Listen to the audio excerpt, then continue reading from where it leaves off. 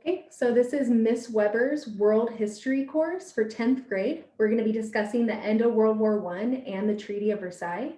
The SDAIE strategy I will be covering is the use of graphic organizers. You can see here the different standards that align with my lesson for Common Core and ELD standards for California.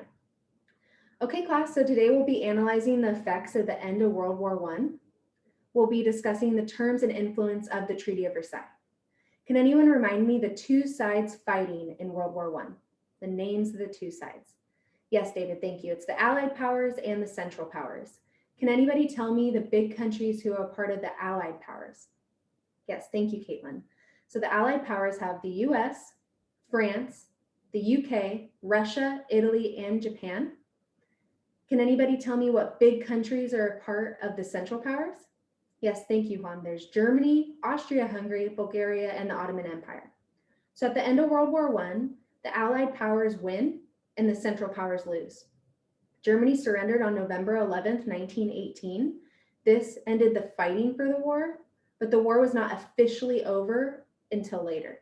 So most of the Allied powers meet at the Paris Peace Conference, and on June 28th, 1919, the Treaty of Versailles was signed, and this officially ended World War I.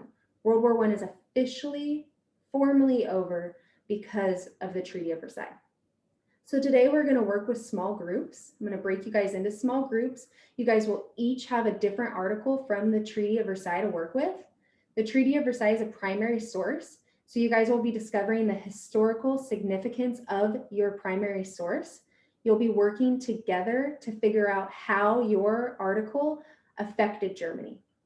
So today you guys are going to be working in small groups. Each member of the group is going to read part of the article out loud to the group, and then each person is going to fill out their individual graphic organizers. You guys are going to work together to figure out the information.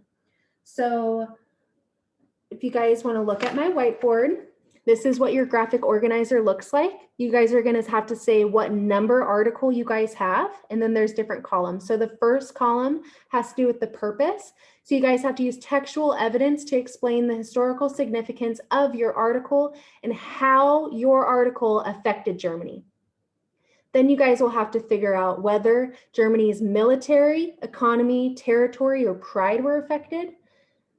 And it could be more than one, just so you guys know. So real quick, I want to point you guys over here. I do have a map displayed. This map explains Germany's territorial losses because of the Treaty of Versailles.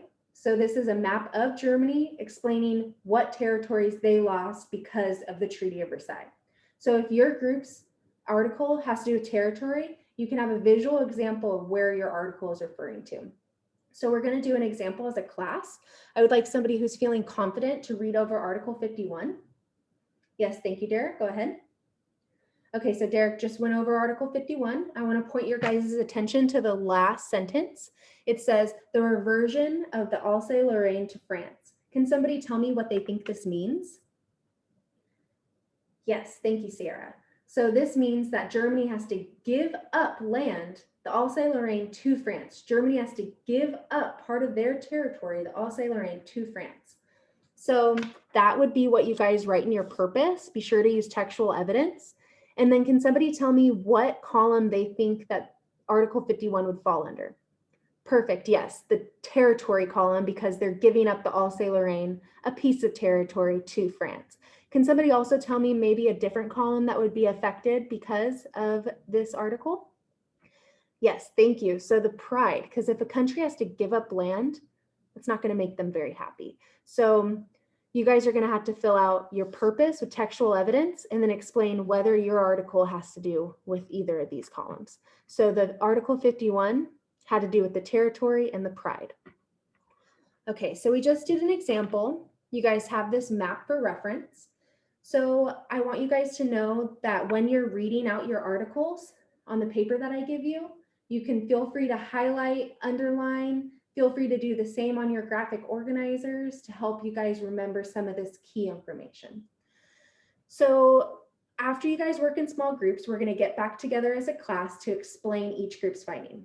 A member from each group is going to explain the purpose of their article and how Germany was affected. So by the end of this lesson, you guys are going to know how to analyze a primary source and discover the historical significance of an article in the Treaty of Versailles.